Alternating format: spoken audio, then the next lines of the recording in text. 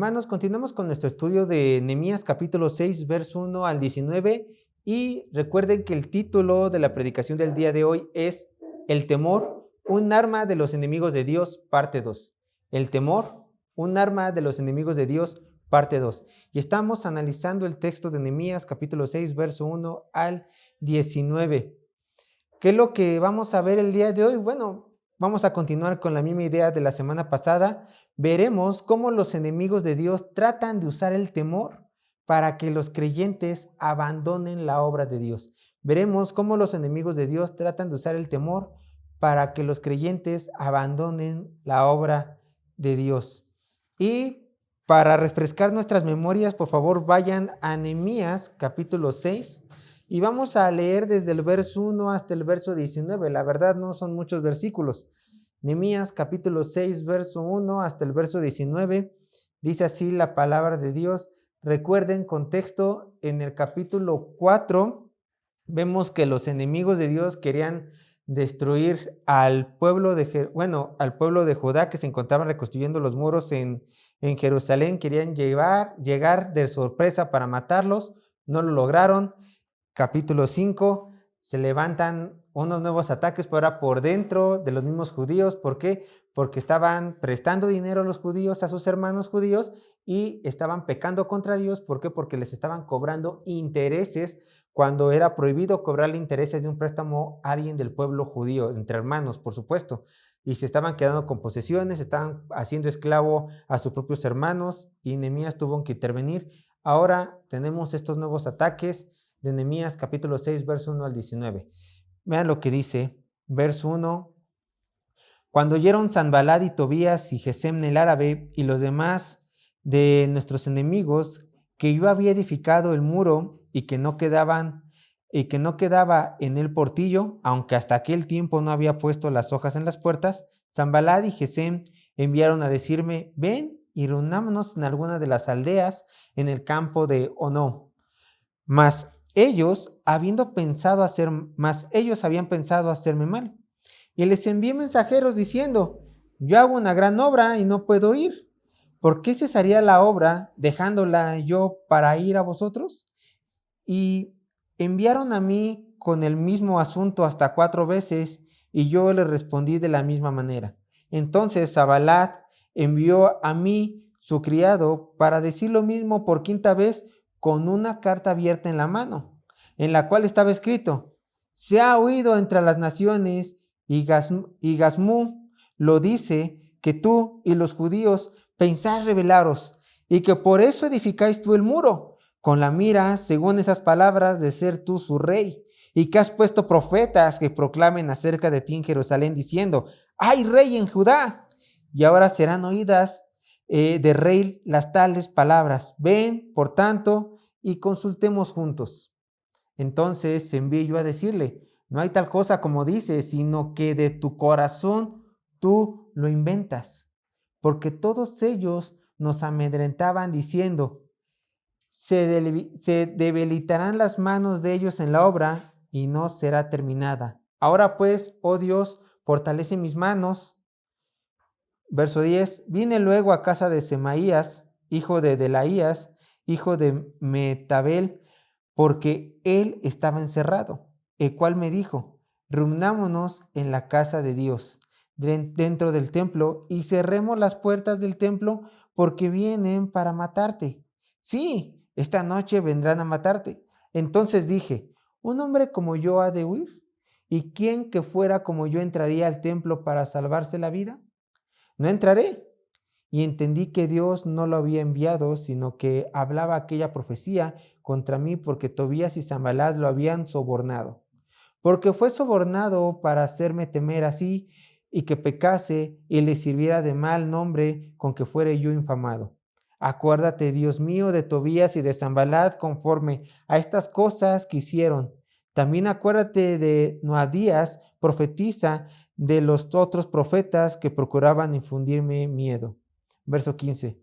Fue terminado pues el muro el 25 de mes de Elul en 52 días. Y cuando lo oyeron todos nuestros enemigos, temieron todas las naciones que estaban alrededor de nosotros y se sintieron humillados y conocieron que por nuestro Dios había sido hecha esta obra. Asimismo, en aquellos días iban muchas cartas de los principales de Judá a Tobías, y las de Tobías venían a ellos, porque muchos en Judá se habían conjurado con él, porque era yerno de Secanías, hijo de Ara, y Joanán, su hijo, había tomado por mujer a la hija de Mesulán, hijo de Beraquías. Verso 19, también contaban delante de mí las buenas obras de él, y a él le referían mis palabras, y enviaba a Tobías cartas para atemorizarme. Fin de la cita. Vean, recuerden, estamos bosquejando este pasaje de la siguiente manera. Solamente lo voy a repetir 2 veces. 1, el temor usado en la mentira, del verso 1 al verso 9. Punto número 1, el temor usado en la mentira, verso 1 al 9. Punto número 2 del bosquejo, el temor usado en la desobediencia, verso 10 al 14. Punto número 2, el temor usado en la desobediencia, verso 10 al 14. Y el punto 3 dice, parentela con el enemigo de Dios, del verso 15 al verso 19. Punto 3, parentela con el enemigo de Dios, verso 15 al 19. Así que, ya leyendo el texto, a recordar el contexto, vamos a ir ahora sí en donde nos quedamos. Pero antes vamos a dar un pequeño repaso de lo que vimos.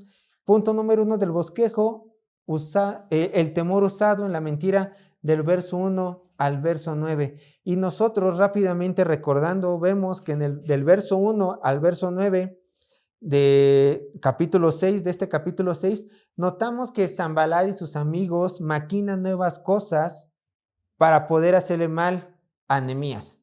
¿Cuál es esta maquinación? Nosotros encontramos que con buenas palabras, palabras agradables, palabras con miel, le empiezan a decir a Nehemías, le envían mensaje, por supuesto: Nehemías, vamos a reunirnos como amigos, ¿se acuerdan? En el campo de Ono, donde habíamos dicho que era una sección, unos campos donde la gente podía ir a vacacionar, a relajarse.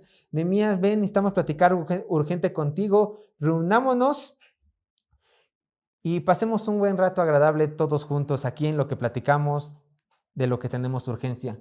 Bueno, pero Nehemías tenía discernimiento, entonces, ¿qué hizo? Nehemías simplemente le contestaba porque entendía que él le quería hacer mal, le contestaba: ¿sabes qué? Yo no puedo irme a reunir contigo, Sanballat, porque aquí en Jerusalén tengo una gran obra que continuar, y no por ir a platicar contigo, a vacacionar, yo voy a descuidarla, así que, Sanballat, simplemente no puedo ir contigo a reunirme, aunque sea de gobernador a gobernador.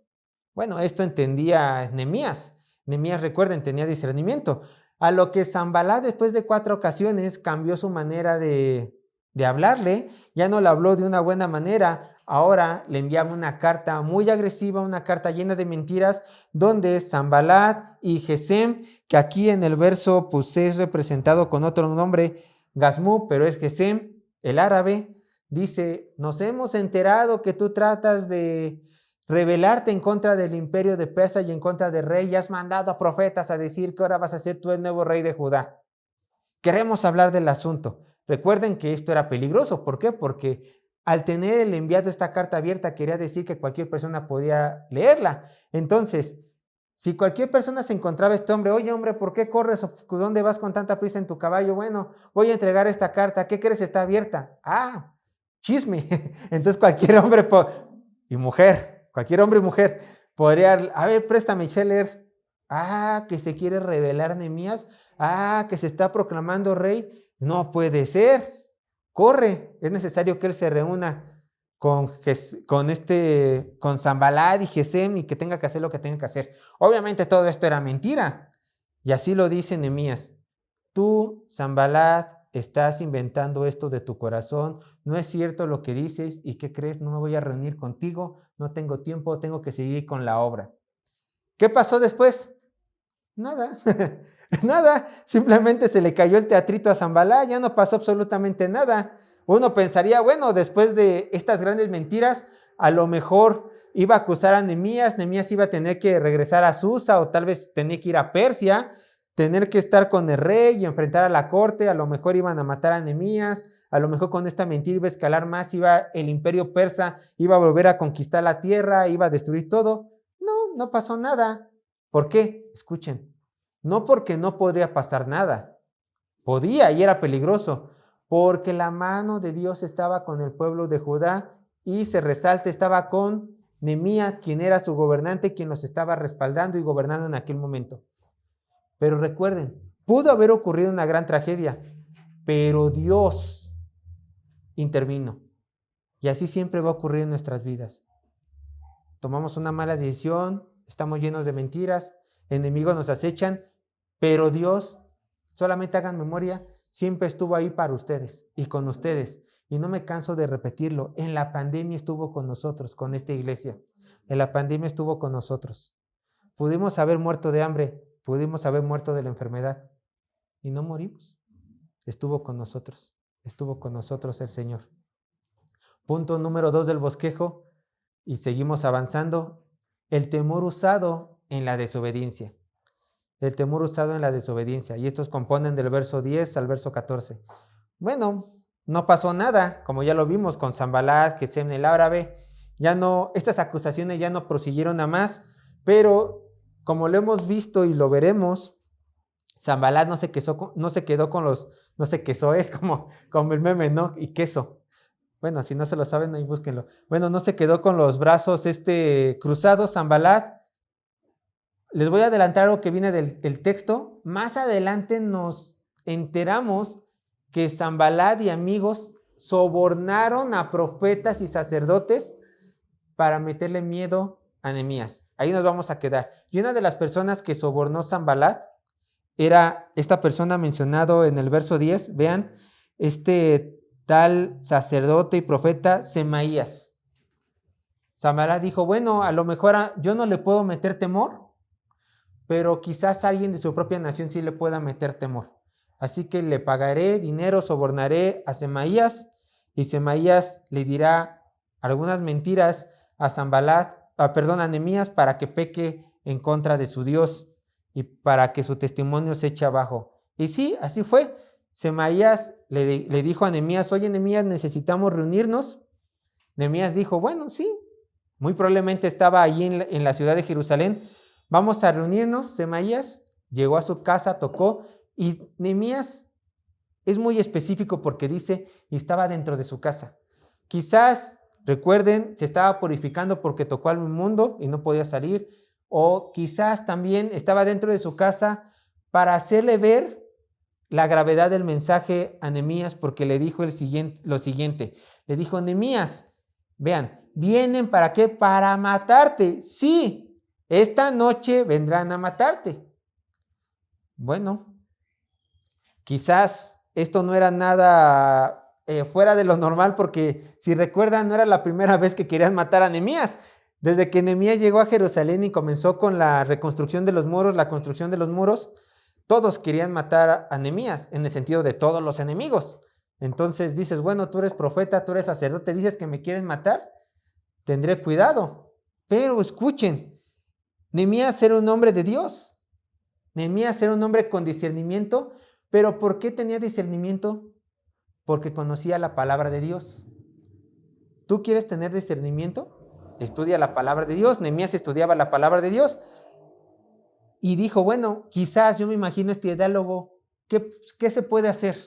Si me dices que esta noche tú te enteraste por parte de Dios, porque más adelante lo vemos que le profetizó que esta noche me van a matar, ¿qué dice Dios que haga? O simplemente se calla, le dio la solución así, se la aventó. Oye, yo como profeta, como sacerdote te doy la solución a esto.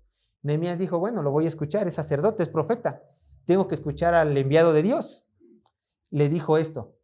Reunámonos en la casa de Dios, dentro del templo, y cerremos la puerta del templo. Esta era la solución. Pero recuerden, no solamente daba a entender con estas palabras que se quedara en el patio, sino que se metiera al lugar santo y al lugar santísimo, que eran los lugares más resguardados. A lo que esta respuesta que le dio Nehemías, esta solución que Semaías le dio a Nehemías, prendió los focos rojos del gobernador de Jerusalén. Porque dijo, a ver, este es un hombre de Dios, es un sacerdote, es un profeta, me está profetizando, dice que es palabra de Dios, está bien, pero me está dando una solución que contradice la palabra de Dios. ¿Cómo sabemos esto? ¿Por qué lo está contradiciendo?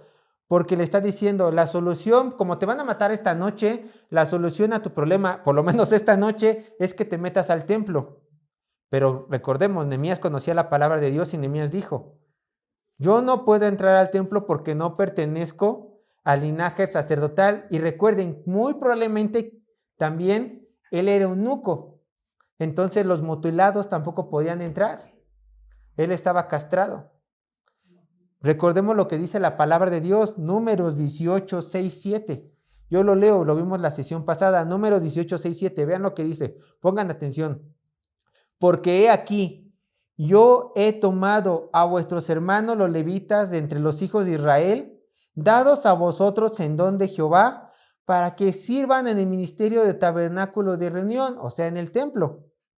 Mas tú y tus hijos contigo guardaréis vuestro sacerdocio en todo lo relacionado con el altar y del velo adentro, y ministraréis, o sea, los hijos de Aarón. Yo os he dado en don el servicio de vuestro sacerdocio. Escuchen. Y el extraño que se acercare, ¿qué? Morirá. Morirá. Entonces Nehemías dijo, oye, Secanías, o sea, yo sé que me van a matar, pero o me mata mi enemigo o me mata Dios. ¿Y qué crees?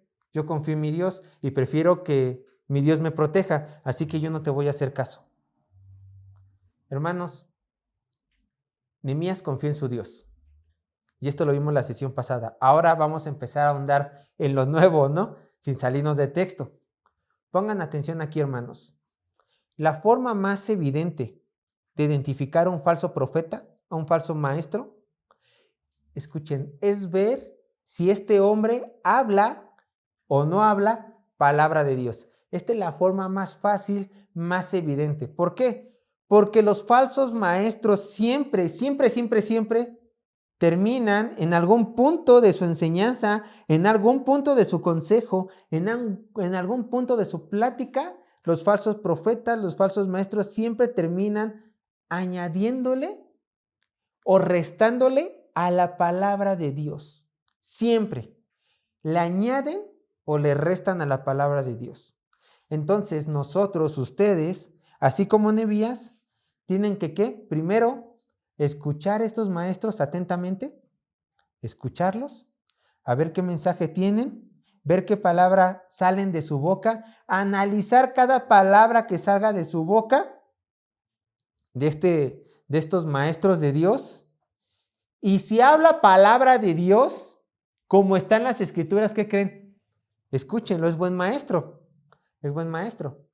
Hay ejemplos, bueno, a muchos de ustedes les gusta Juan Manuel Báez, Josías Grauman, Luis Contreras, Spurgeon, Alejandro Pelufo, ¿no? El Lucas Alemán, Alejandro, el pastor Alejandro, les gusta, o sea, son hombres que hablan palabra de Dios, ¿no? Pero si ustedes cuando escuchan lo que dice este supuesto hombre de Dios, supuesto maestro, supuesto profeta, si cuando ustedes lo escuchan atentamente y cuando empieza a hablar, le empieza a añadir cosas a la palabra de Dios o le empieza a quitar cosas al mensaje de Dios, ¿qué tienen que hacer? Por favor, huyan, corran, ya no lo escuchen. ¿Por qué? No estoy exagerando, el mensaje es satánico, es veneno para sus almas. Entonces ustedes no tienen por qué seguirlo escuchando. Ahí les va. A un Maldonado, a un Karsh Luna, ¿para qué los escuchan? Y ellos los digo porque son famosos, ¿no? Esta profetisa, ¿cómo se llama esta? Bueno, qué bueno que ya no me acuerdo su nombre, profetisa según, ¿para qué las escuchan? Entonces, cada vez que ustedes identifiquen falsa enseñanza de alguien, abandonen a esa persona. Ya no le escuchen, ya no aprendan de ella. ¿Por qué? Porque así ataca a Satanás y así atacan los falsos maestros. Primero dan verdades y te llenan de verdades y te acostumbran a las verdades, pero llega un momento donde tú bajas la guardia y ¡pum! Una mentira, un engaño, veneno. ¿Y tú cómo estás confiado? No, quizás yo escuché mal. Y te va absorbiendo la mala doctrina y te va absorbiendo la mala doctrina. Y de repente, un día llegas a la iglesia y dices, Shalom, y te vemos con caireles, te vemos con una de estas, ¿cómo se llama? Unas cosas que ocupan los judíos, y empiezas a judaizar. Y no funciona así. No funciona así. Tenemos que alejarnos de esos falsos maestros. Y tenemos cómo, igual que Nehemías, cómo Nehemías logró identificar el mal mensaje de Semaías con discernimiento, porque conocía las escrituras y sabía que eso no era palabra de Dios. Y sabía que Dios no quería que ningún otro hombre que no fuera del sacerdocio entrara al templo. Por lo tanto, él pudo decir, esta respuesta no es correcta, este mensaje no es de Dios. Y Nehemías le contestó, vayan al verso 11, Nehemías capítulo 6, verso 11. Nehemías capítulo 6, verso 11. Entonces dice la palabra de Dios, entonces dije, esta es la respuesta de Nehemías a este hombre, entonces dije, un hombre como yo ha de huir, ¿y quién que fuera como yo entraría al templo para salvarse la vida? No entraré. Y aquí vemos la gran confianza que Nehemías le tenía a su Señor. Que vengan los ejércitos, que vengan mis enemigos esta noche, porque Jehová de los ejércitos a mí me está defendiendo y yo no voy a pecar para salvar mi vida. Mejor honraré a Dios y que Él obre en mi salvación. Vean, ahora vamos al verso 2 y 13. Nehemías capítulo 6, verso 12 y verso 13. Dice así la palabra de Dios. Y entendí que Dios no lo había enviado, sino que hablaba aquella, escuchen, profecía contra mí, porque Tobías y Sanballat habían que sobornado, porque fue sobornado para hacerme temer así, y que pecase y le sirviera de mal nombre, con que fuera yo infamado. Esto es realmente triste, y es muy triste.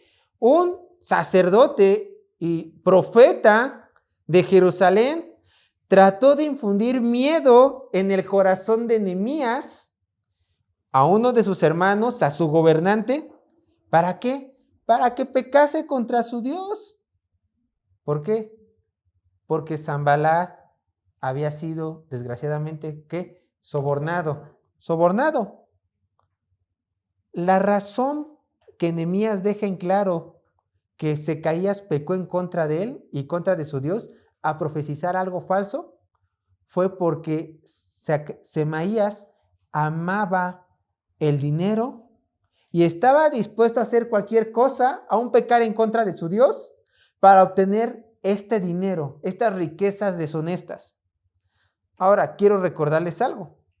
La raíz de todos los males es que el dinero, no, el amor al dinero. Vean lo que dice 1 de Timoteo capítulo 6, verso 10.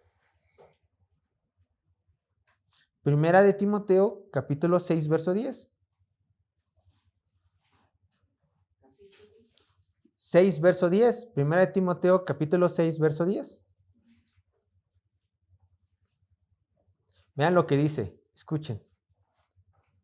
Porque raíz de todos los males es que es el amor al dinero, el cual codiciando algunos se extraviaron de la fe y fueron traspasados de muchos dolores. El pecado de este profeta, de este sacerdote, fue el amor al dinero. Y a lo mejor algunos de ustedes podrán decir, qué lástima, pastor, que muchos de nuestros hermanos se dejen, o muchas personas que se hacen llamar pueblo de Dios, se dejen engañar por ese cochino dinero. Dice, qué lástima que se dejan seducir por las cosas por las cosas materiales de este mundo. Pero yo, pastor, tengo mis ojos puestos en los tesoros del reino de los cielos y a mí jamás me va a traer el dinero. Bueno, yo te tengo que decir, si tú piensas así, no hables muy rápido. ¿Por qué? Porque alguien mayor que tú habló muy rápido y le pasó muy mal. ¿Se acuerdan de Pedro?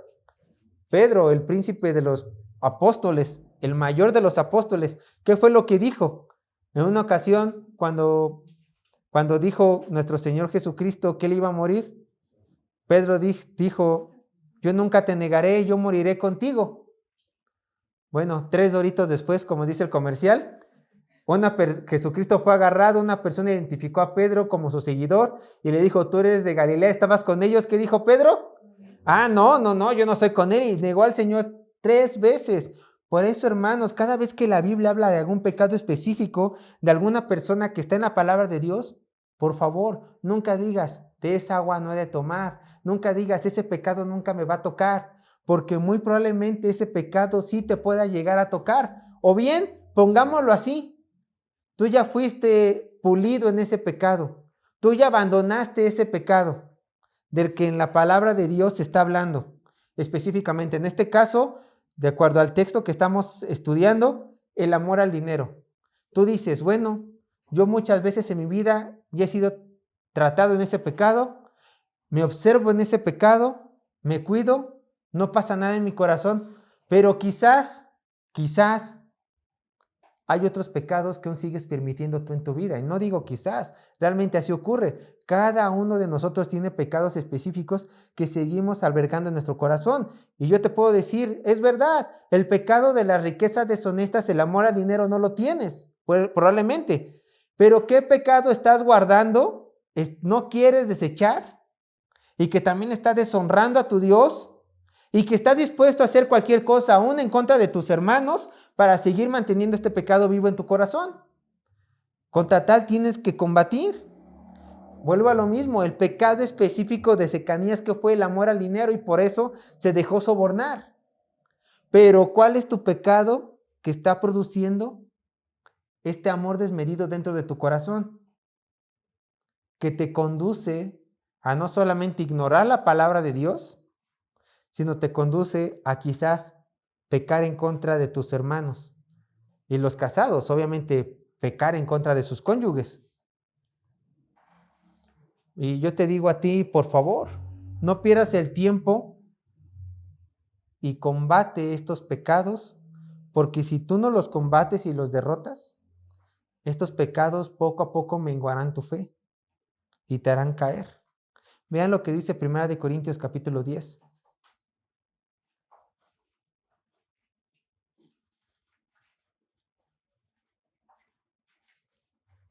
Primera de Corintios capítulo 10, verso 6 y verso 12. Los vamos a ver los dos.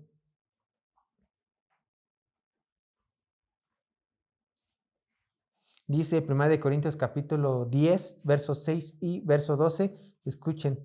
Mas estas cosas sucedieron como ejemplos para nosotros, para que no codiciemos cosas malas como ellos codiciaron. Cada vez que nosotros, escuchen, aquí Pablo está diciendo algo muy interesante. Todos los pecados que nosotros vemos que el pueblo de Israel cometió, Dios permitió que los cometieran, ¿para qué? Para nuestro ejemplo. Y para que nosotros veamos esos pecados y digamos, me alejo de ellos porque no le agrada a mi Dios, porque si yo continúo en sus propios pecados, ¿qué creen?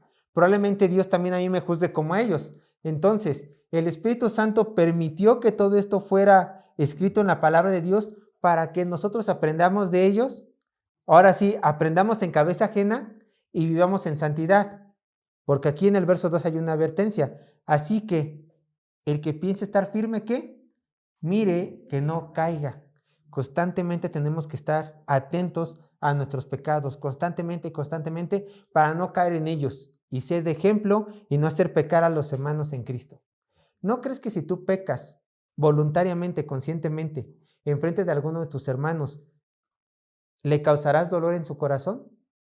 Claro, sus pecados nos afectan a todos. Entonces tenemos que evitar pecar para que el cuerpo de Cristo en esta congregación se mantenga fuerte, unido y podamos seguir adelante. Seamos pocos o seamos muchos a nuestros ojos. Ahora, una vez dejando claro Nehemías por qué Semaías lo traicionó, dice lo siguiente en el verso 14. Nehemías, una vez más, levanta una oración y Nehemías vuelve a lo mismo. Nehemías era un hombre de oración. Cada rato estaba orando. ¿Por qué? Porque entendía que necesitaba el poder de su Dios. Entonces, viendo que alguien de su propio pueblo lo había traicionado, en el verso 14 levanta una oración. Vean lo que dice. Acuérdate, Dios mío, de Tobías y Sanballat, conforme a estas cosas que hicieron, que intentar matarlos, sobornar a sus hermanos. Escuchen, también acuérdate de Noadías, profetiza, y a los otros profetas que procuraban infundirme, ¿qué? Miedo. Bueno, Nehemías levanta una oración donde le pide a su creador, acuérdate, te pido, acuérdate, no pases por alto las malas obras de Tobías, ¿de quién? De Sanballat y de algo muy importante. ¿Y de quiénes? De los profetas, incluyendo esta mujer. Pero esto es interesante, ¿por qué? Porque gente del pueblo de Dios estaba traicionando a gente del pueblo de Dios. Y no cualquier persona, eran ¿qué? Profetizas. Se supone que los profetas, o no se supone, así ocurría en el Antiguo Testamento, los profetas hablaban de parte de Dios, eran instrumentos de Dios, y ahora estaban siendo instrumentos de hombres pecadores.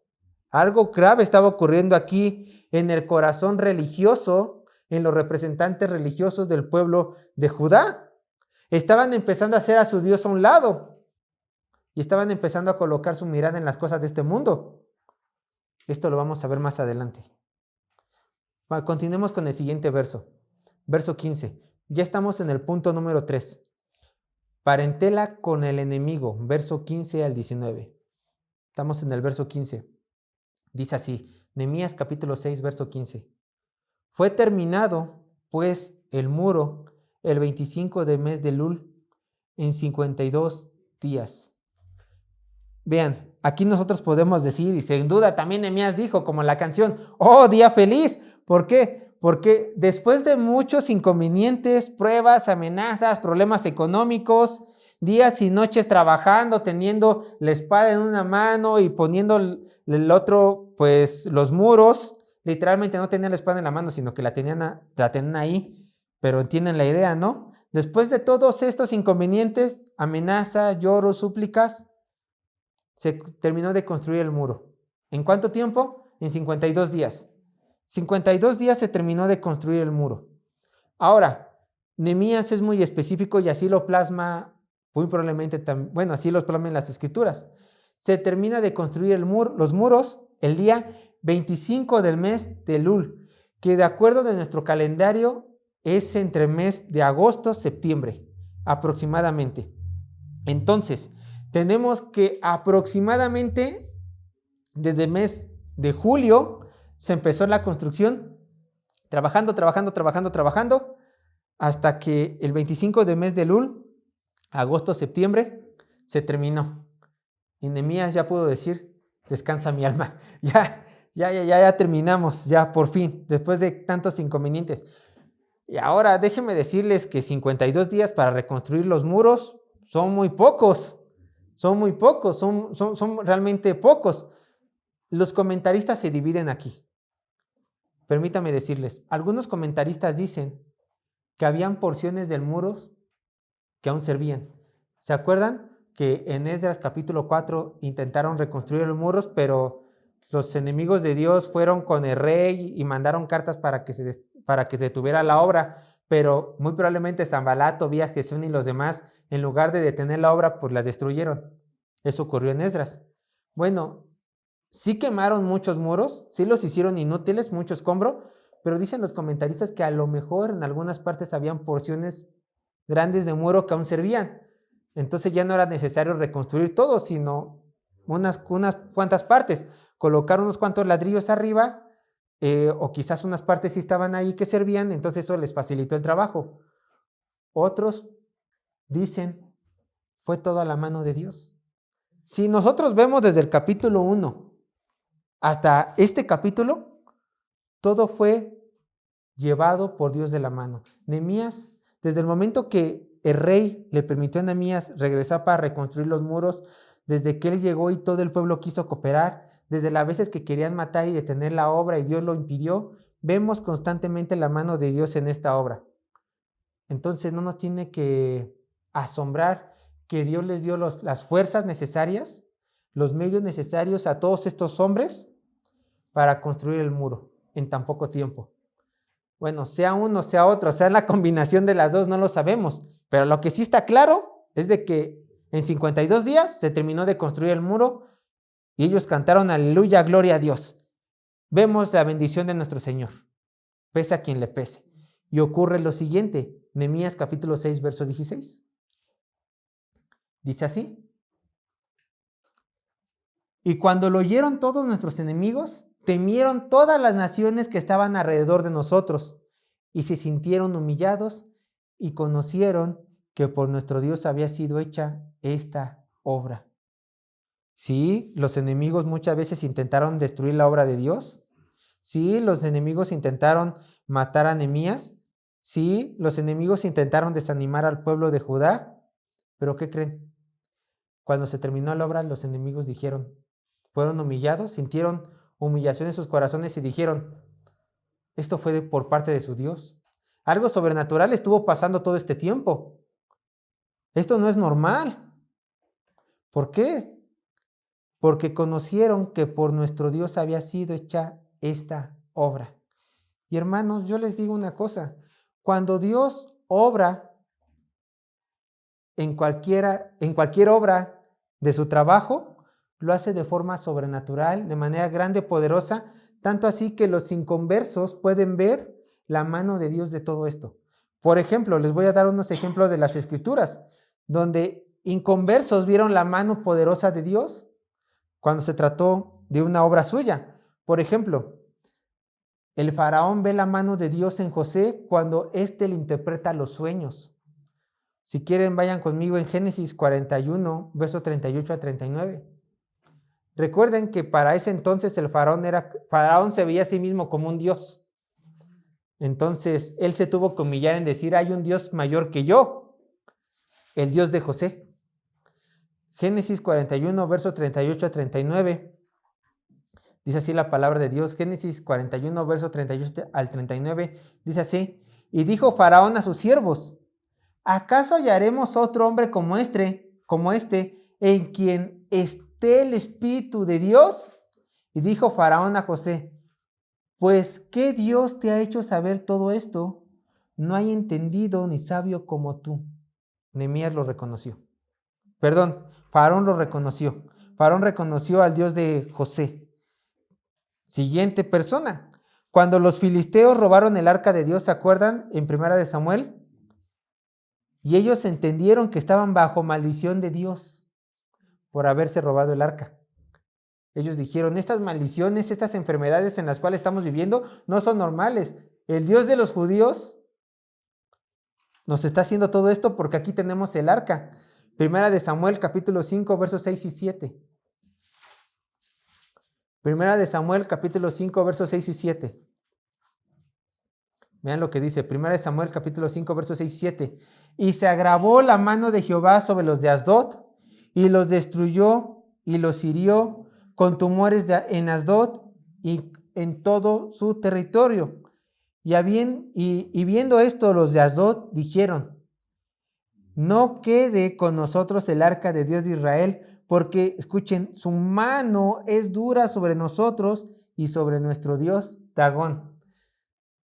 Pues este Dios de Israel no solamente se está ensañando en contra de nosotros, provocándonos enfermedades, sino que ya también está destruyendo las estatuas de nuestros ídolos.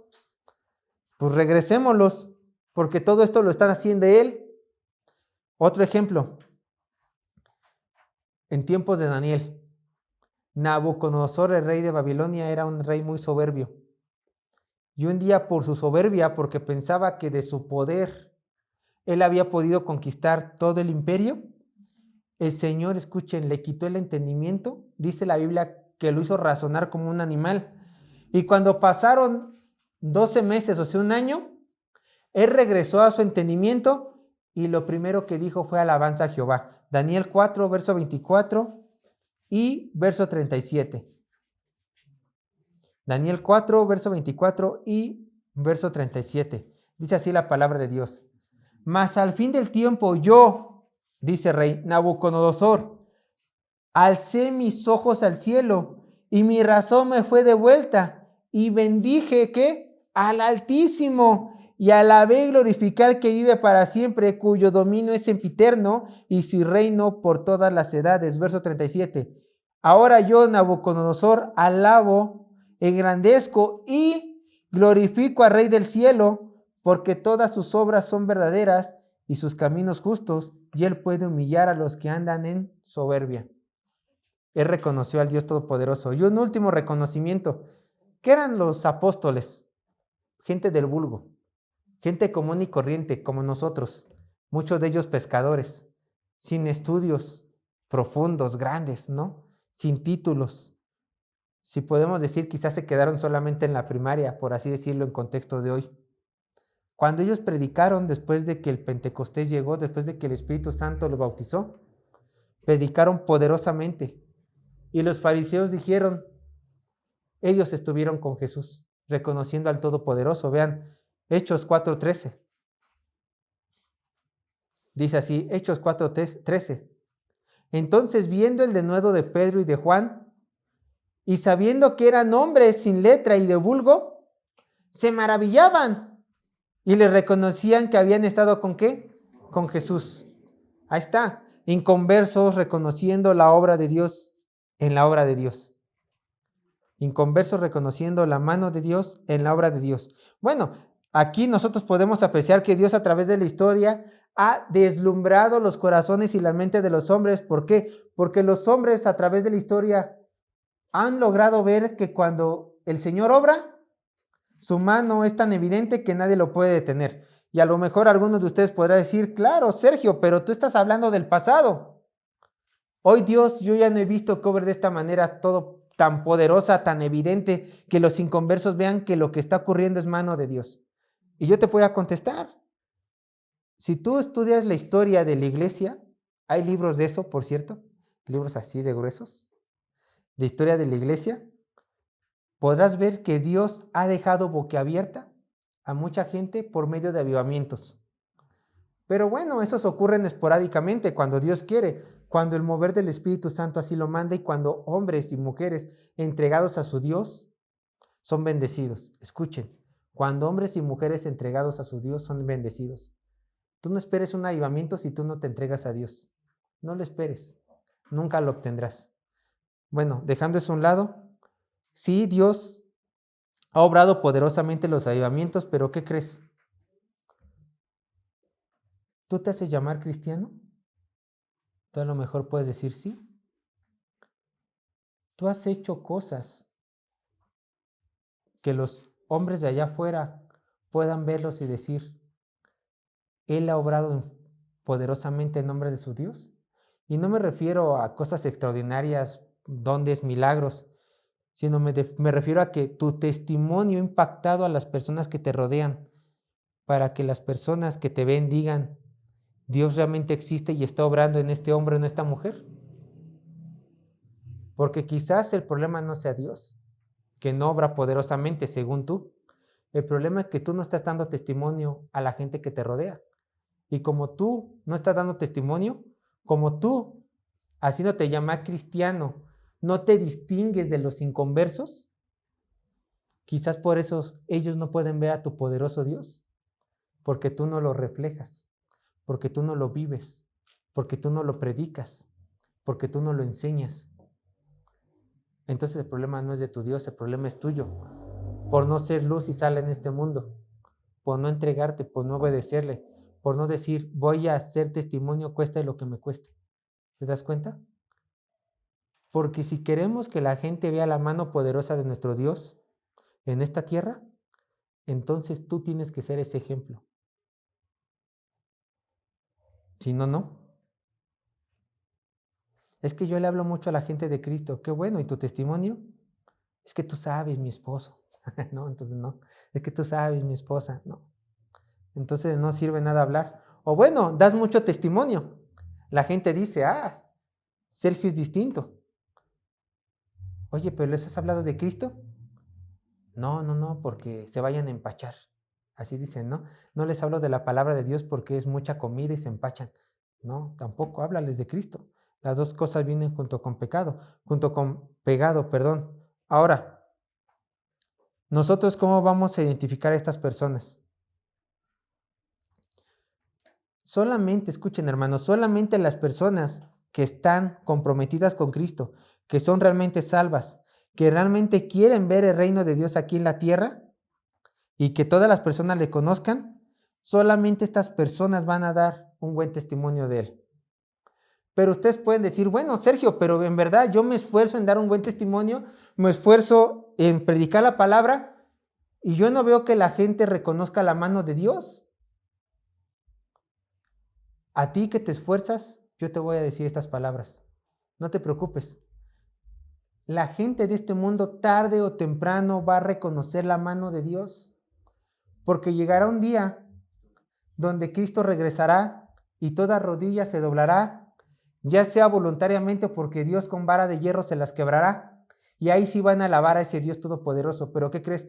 Para esa persona que no lo aceptó en esta tierra, ya no va a haber misericordia, sino una condenación eterna. Es una realidad. Pero tarde o temprano todo hombre va a reconocer que la mano poderosa de Dios. De eso no te preocupes, tú nada más sigue viviendo la vida que Él te pide que vivas. Y deja que Dios juzgue a ese hombre o esa mujer que ve la mano de Dios y que no quiere arrepentirse porque le gusta su pecado, porque no alcanza a ver la mano de Dios, pero en el día de juicio va a ver que esta mano ya no lo va a acariciar y le va a enjuagar toda lágrima, sino que esta mano lo va a arrojar directamente al lago de fuego o al infierno. No sé qué ocurra antes en su vida. Así es esto. Ahora vamos a pasar a los versículos 17 al 19. Y quiero decirles, hermanos, que estos versículos son como una nota al margen, porque vean lo que dice. Nehemías capítulo 6, verso 17 al verso 19. Dice así la palabra de Dios. Nehemías capítulo 6, verso 17 al verso 19. Dice así la palabra de Dios. Asimismo, en aquellos días iban muchas cartas de los principales de Judá a Tobías, y las de Tobías venían a ellos, porque muchos de Judá se habían conjurado con él, porque era yerno de Secanías, hijo de Ara, y Joanán, su hijo, había tomado por mujer a la hija de Mesulán, hijo de Berequías. También contaban delante de mí las buenas obras de él, y a él le referían mis palabras, y enviaba a Tobías cartas para atemorizarle. La frase que está al principio del texto que dice en aquellos días, nos da a entender, o por lo menos así lo mencionan algunos autores, nos da a entender que esto del verso 17 al verso 19 ocurrió en los 52 días que estaban reconstruyendo los muros. Esto dicho en el verso 17 al 19 estaba ocurriendo en estos 52 días. ¿Y qué estaba ocurriendo? Bueno, que los principales, o sea, los gobernadores del pueblo de Judá, le estaban mandando cartas a Tobías. Y Tobías le estaba mandando cartas a los gobernadores de Judá, a los líderes. ¿Por qué? Porque ocurrió algo desgraciadamente terrible. Porque eran parientes. Porque eran parientes. Porque eran familia. Porque los gobernadores de Judá les habían dado en casamiento a sus hijos, a sus hijas, a Tobías y viceversa. Eran parientes. Eran, ¿cómo se le dicen? ¿Concuños? No. Bueno, eran parientes.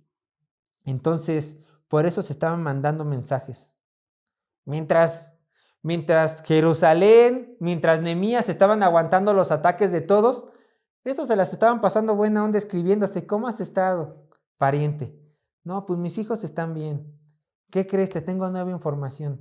Miren, tenemos algunos puntos que observar en estos versículos.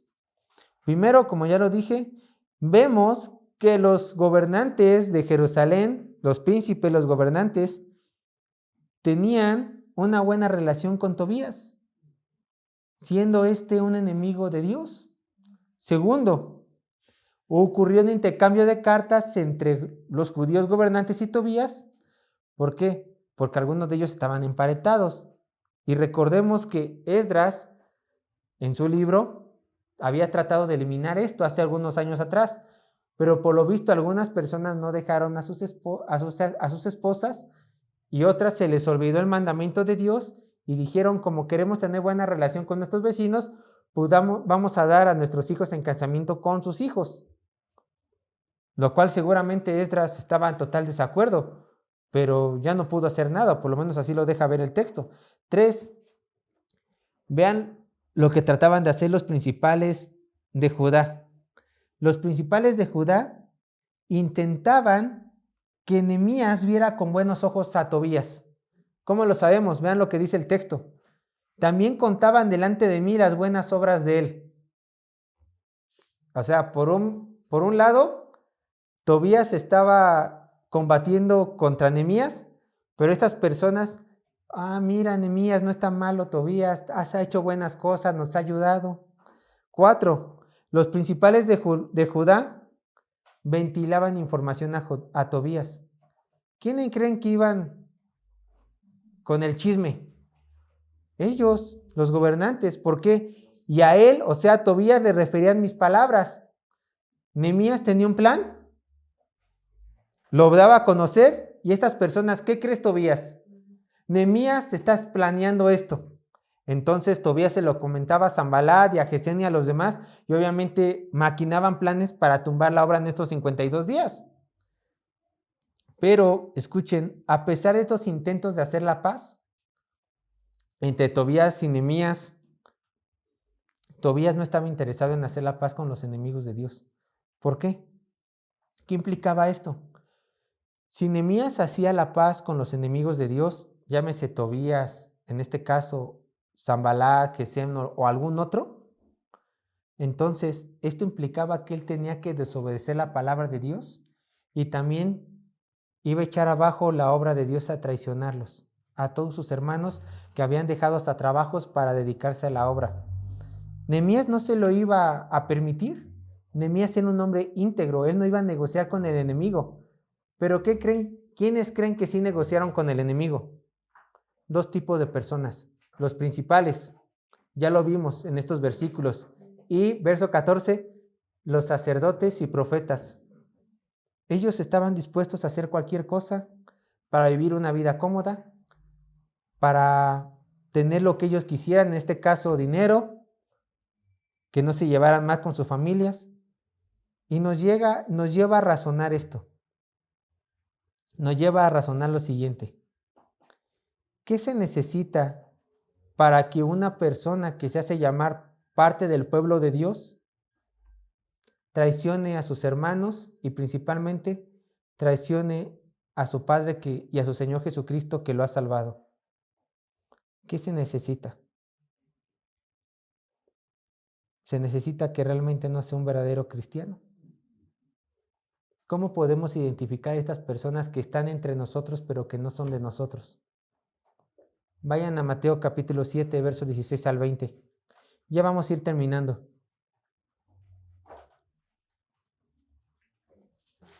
Mateo 7, versos 16 al 20.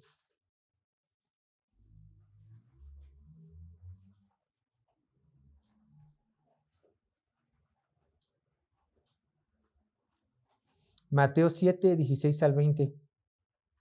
Dice así la palabra de Dios. Mas sus frutos los conoceréis. ¿Acaso se recogen uvas de los espinos o higos de los abrojos? Así, todo buen árbol da buen fruto, pero el árbol malo da mal fruto.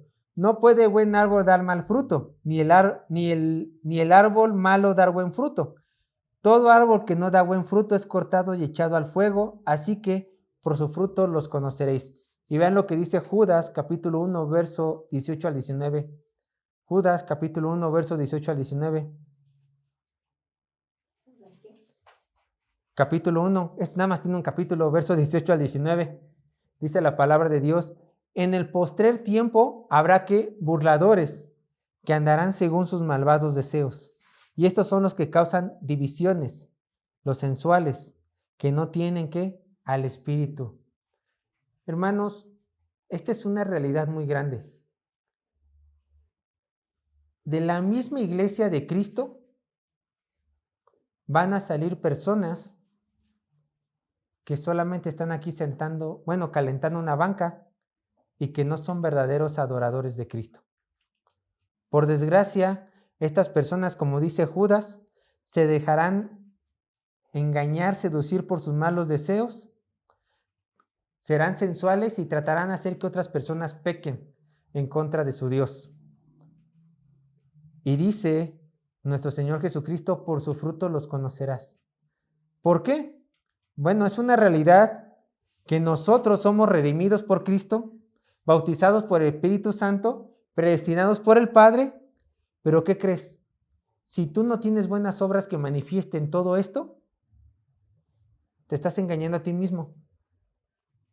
Y quizás tú seas esta profetisa o este Semaías que tarde o temprano por algunas monedas o para algún pecado personal vas a pecar en contra de un hermano en Cristo y vas a abandonar a tu Dios.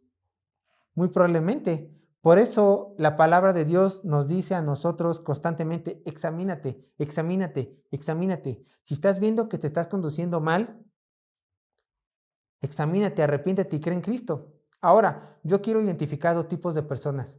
Una cosa es a una persona que se crea cristiana, que se venga a sentar y que no tenga frutos,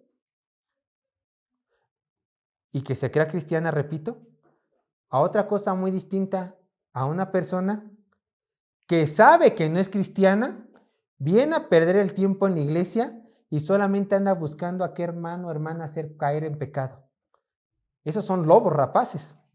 De esos son de los que dice las Escrituras que tenemos que tener cuidado, especial cuidado, como estas personas, estos profetas, estos líderes, que ellos sabían que pertenecían al pueblo de Israel, pero ¿qué crees? De poco les importó su historia, de poco les importó su Dios, y ellos dijeron, prefiero estar bien en este mundo y echarme de enemigo a Nehemías, que simplemente hacer a un lado mis ambiciones de dinero y comodidad y estar con el pueblo de Dios, cueste lo que me cueste. Realmente así ocurre, hermanos. Gente dentro de nuestras filas va a preferir los placeres de este mundo antes que el gozo que Dios les da. Ahora, ustedes me dirán, Sergio, para mí Cristo me es muy amado. Yo jamás abandonaría a mi Señor, porque le amo.